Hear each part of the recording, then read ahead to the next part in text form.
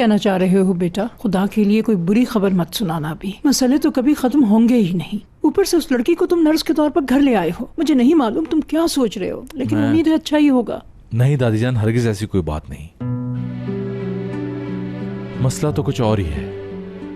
क्या हुआ?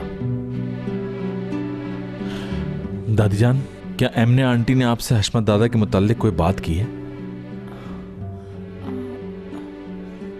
तुम क्यों पूछ रहे हो ये बात? वो आज आए थे मेरे पास। तुम्हारे पास क्या करने आए थे वो? मदद मांगी है। कैसी मदद?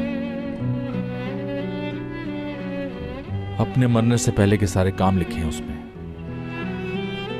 क्या?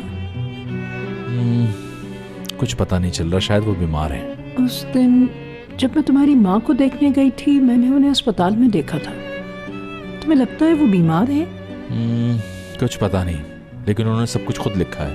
मुझे ये करना है, मुझे वो करना है, सब कुछ। और उन्होंने ये भी लिखा है कि मरने से पहले अपनी फैमिली की जिम्मेदारी मुराद के हवाले कर देंगे। इस तरह की बातें क्यों लिखी हैं? मुझे भी ये बात बिल्कुल समझ नहीं है। वो क्यों मुझ पर इतना भरोसा कर रहे हैं? कंडीशन सीरियस लगती है।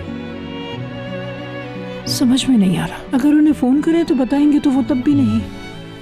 नहीं, अभी आप उनसे कोई बात नहीं करेंगे इस मामले पे।